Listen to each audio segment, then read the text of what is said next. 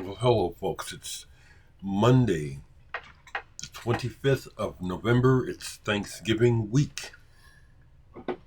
Cheers.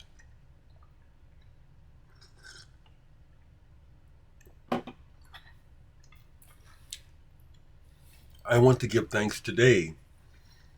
I want to thank all of you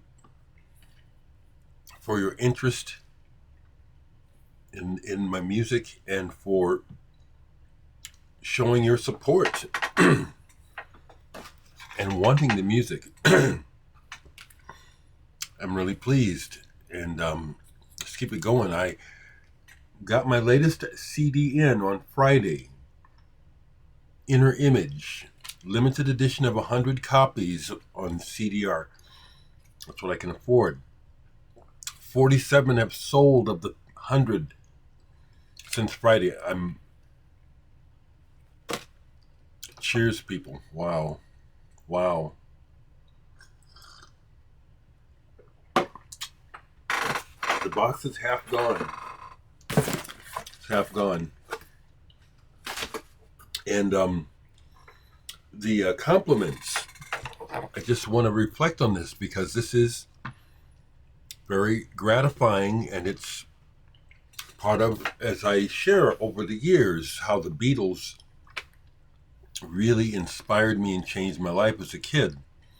But this was the part of what I saw happening with the Beatles and with music that I wanted. Not the money, not the crazy lifestyle, even though I've experienced it. I wanted to know that I could do music, do it good, and have it reflected back to me through people liking it. Some of the things that people are saying, amazing, so uplifting. This is really good, Dereck. Thank you. Someone said, I'm interested in buying 3 CDs. Can you sign them? Yes. Let me see here. I don't think I missed anything here. I signed 2. Yes. So I did sign 1, but they only ordered 1. Did they? Did I get this wrong? It's an additional fan contribution, so they only bought 1. Um, unless I can see specifically that it's more than 1 bought, then because someone did make that point to me, and just to make sure, I sent them 3 because they sent me enough for 4 discs, but they only asked for 2 signed discs. So to make sure that I got the order right, because I wasn't sure, because that one also might have been. Anyway, you'll let me know if I messed up.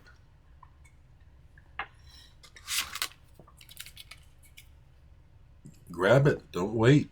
Or wait. I'm not going to re-up these. When this is gone, this is gone. Excuse me. As I shared, because I'm so pleased with the quality of this run and the price. The sale is over on Saturday, so I ordered another title of mine, which I hope to receive by early next week. I have a few records to show, but what it's really caused me to do is to buckle down on what I'm working on.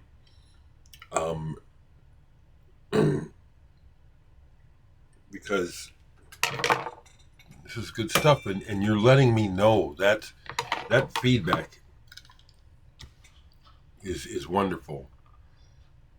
Final Grouper says, that is the track, man. Smooth.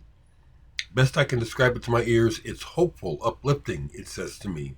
All will be fine.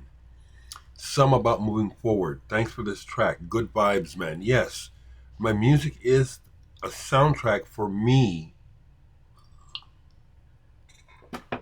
and therefore for you. Another says, Dereck, your well is not going dry. It is my refresh. Thank you. My sister says, gorgeous, Mr. Dereck. Thank you, folks.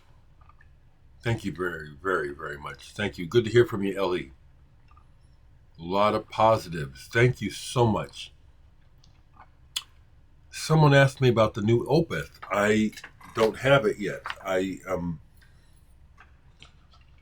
the thing about it is the profits from the sales, current sales, are earmarked for house and car repairs.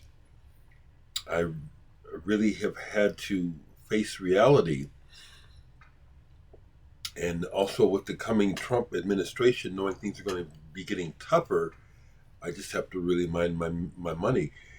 The latest In the Can live series is out, and I'd like to get that. So, but otherwise, it's like I got to take care of business. You know, this house needs a lot of work. It's standing, but it needs a lot of work. So that's where the money's going. It's not going to more records. I haven't bought records in months. I was sharing that with my sister Stephanie, because she likes the new one, and she was talking about how she can't afford to buy one. I said, I'll send you one. She said, don't send me one. I want to buy one and support you. I said, well, shit. You're having a hard time getting along yourself, so but that support, you know, and that sentiment means a lot to me. It also means a lot to me that pardon me, sorry folks, I like to get that just right. Not too much headroom. Something I learned from working in films. It really pleased me when my younger sister Adrian, who used to work for Disney, finally came around, because she didn't like my music for years. She just dismissed it, and then it finally hit her, and she started using it in her work. So awesome. So, besides playing a lot of my own music and working on stuff, it's like this is not my best work. Jim Fields, if you see this, thank you for saying, for you, this is Album of the Year 2024. Wow. Thank you. This is not my best work.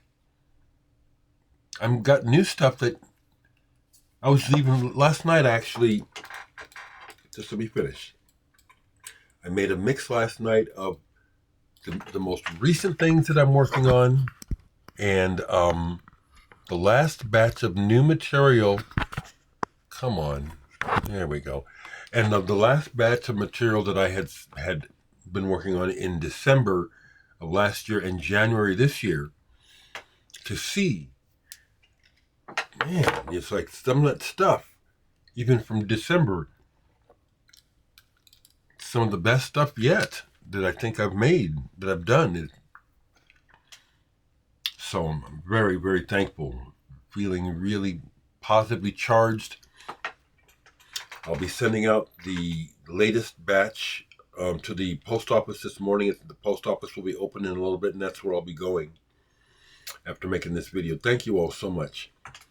So, hadn't played this album in a long time. Lenny White, Venusian Summer, drummer from Return to Forever. It was also one of the drummers on Bitches Brew by Miles Davis. That was Lenny White's first recording session. Can you imagine that? What an introduction to the world of music. Had the great pleasure of meeting Lenny White and having a drink with him. Having him invite me to join him and Al Di Meola at their table to drink. What was an honor. This album is way cool. Now it's got those, what I consider very American type moves, where this was the time when fusion and skill and speed was the deal. So everyone was doing that. And so there are some guitar solos on here that are kind of like ersatz anymore. It's like, yeah, kind of like teenage masturbation in a way. Really hasn't aged well, but overall, the music and the arrangements have. And some of this is just downright progressive rock. Venusian Summer, very enjoyable listen.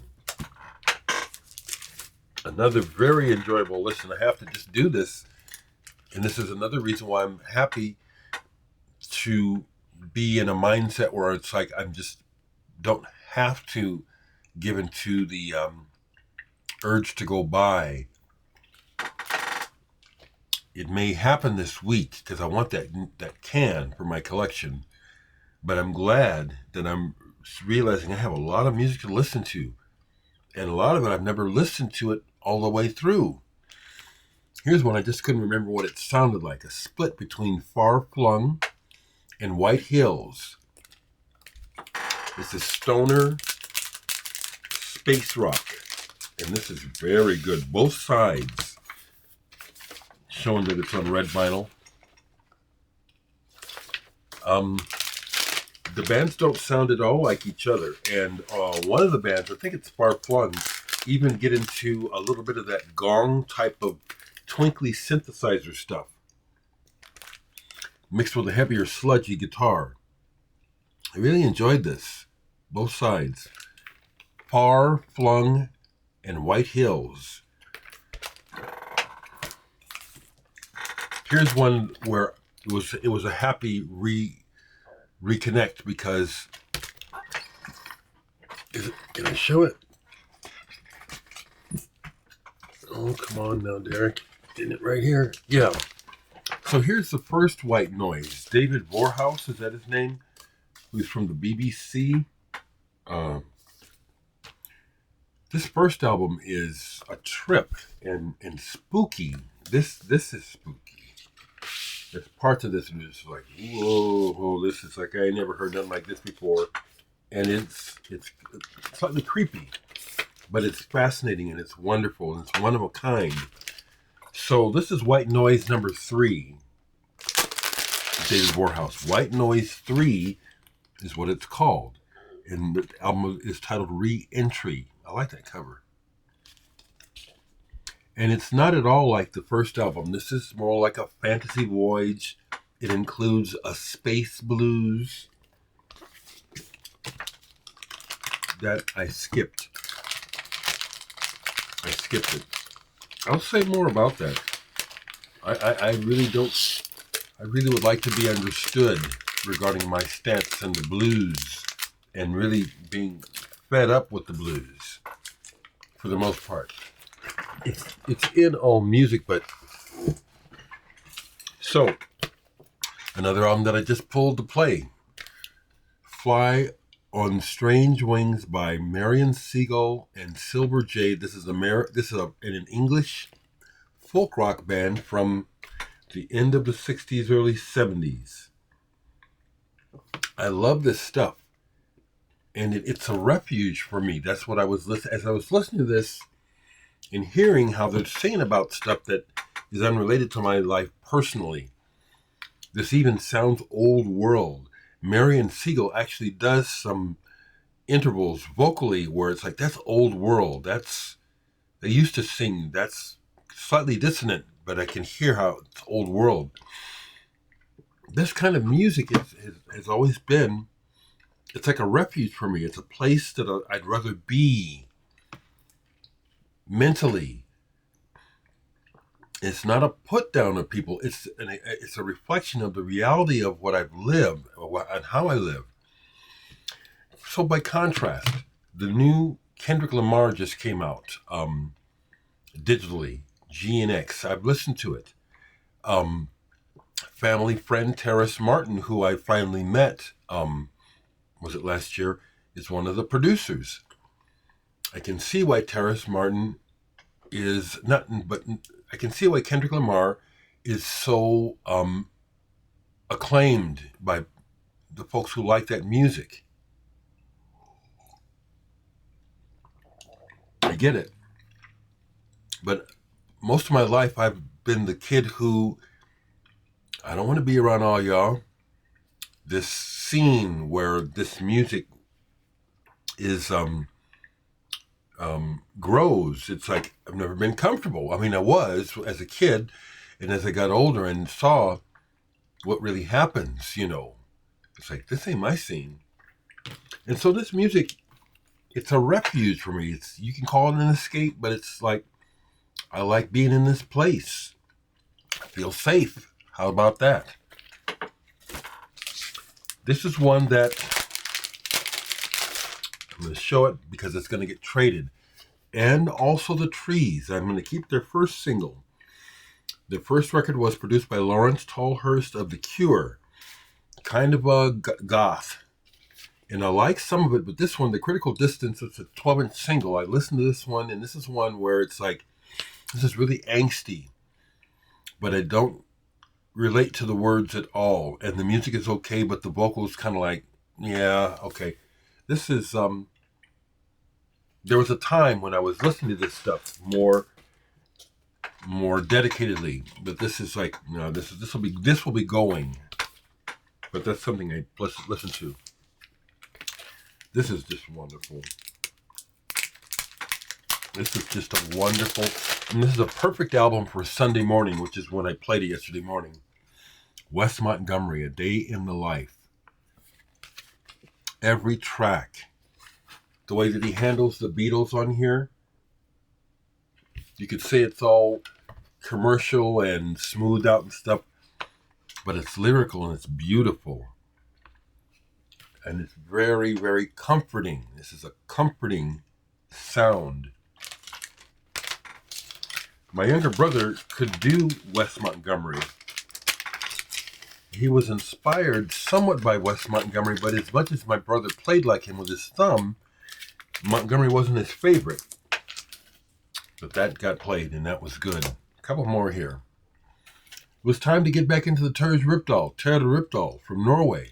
I have had these records for ages and haven't played them for ages. This one, Descendre, from 1980. It might have been the 80s the last time I played this album. It just swept me away. I just love it. This is that netherworld that ECM created to me between progressive rock, ambient music, and jazz. And Rypdal is firmly in there. This is wonderful. Last one. Clara Monchine, Luna Africana. I don't know if this is a someone using a different name or alias, but this is very minimal. Not much happens at first, but it just slowly gets to a point where it's like, oh, wow, this is cool. This is good. Excuse me.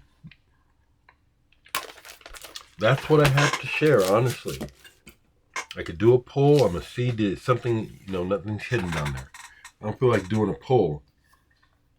I do want to keep enthusing about my music. It's like, this is a big part of the payoff that I wanted, is that I'm original, that it's good, and that other people recognize that it's good. So please keep it going. Don't hesitate to buy a copy of this. Is some of the best music in the world. I can say that confidently. It's some of the best music in the world. I'm listening every day through several sources at what's going on in the music world as well as outside of the mainstream. I'm making some good stuff. Grab a copy. Hope everyone is well. Hope this is a good week for everyone. Okay, take care.